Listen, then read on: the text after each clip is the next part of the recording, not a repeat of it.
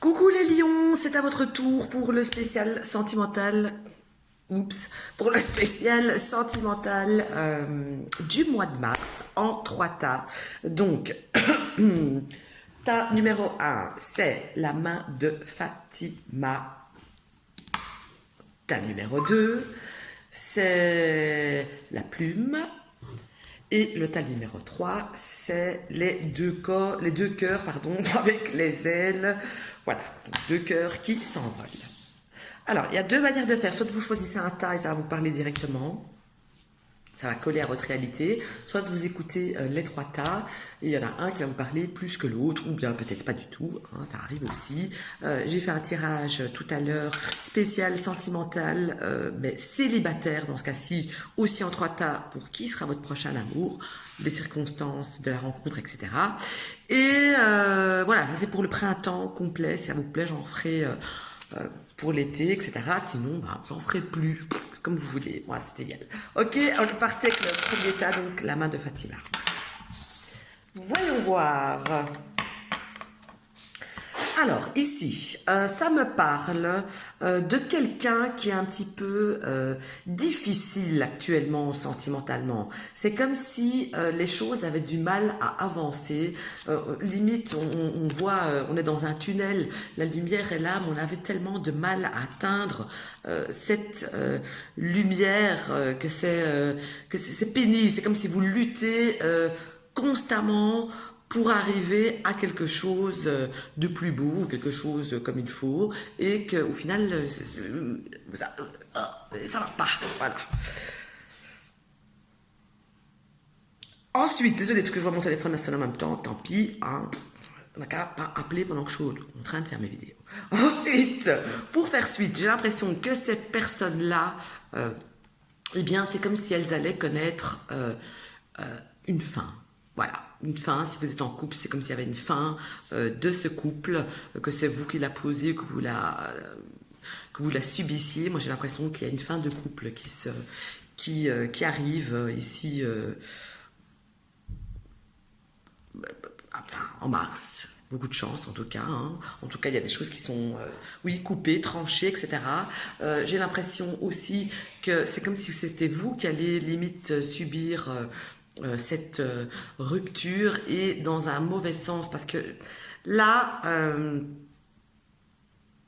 moi, ici dans un sentimental, j'ai comme une sorte de rivalité avec quelqu'un d'autre.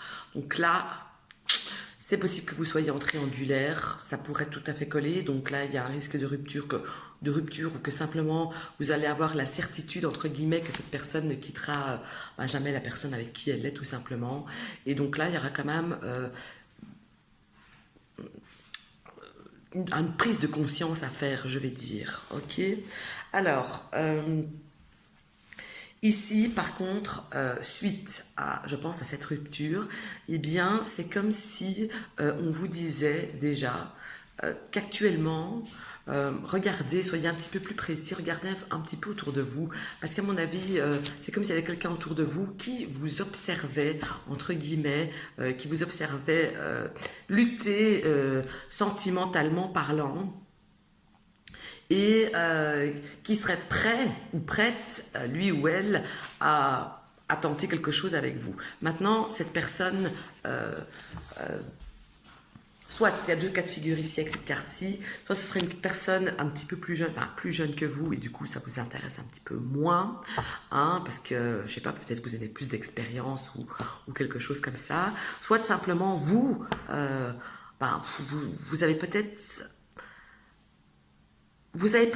du coup trop chipoté, si vous n'êtes pas en relation triangulaire, admettons vous étiez en couple, vous avez peut-être trop chipoté, cherché trop peut-être la rapidité des choses peut-être, vous avez peut-être été un petit peu, je m'excuse, je vais dire les choses comme je le sens, un petit peu trop chiante ou chiant, trop exigeant, que vous en avez trop demandé alors que cette relation était déjà est fragile, je vais dire, depuis un temps certain. Donc, pour éviter ça, parce que bien sûr, on peut tout à fait éviter les choses, rentrer les griffes et laissez couler, quoi. Hein. Ne soyez pas exigeants, laissez les choses faire, suivre leur cours si vous n'avez pas envie de subir une rupture. Ok, voilà.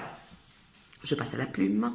Et ici, ça me parle d'une personne, eh bien, qui a l'air super pessimiste. Ça, on peut parler de couple, que quelqu'un qui est en couple ou officiel ou pas d'ailleurs. Hein. Donc c'est quelqu'un qui est super pessimiste, qui voit que les défauts, je vais dire, de l'autre, mais qui ne voit pas toute la richesse aussi de ce couple. Du coup, cette personne, eh bien, j'ai l'impression qu'elle a baissé les bras.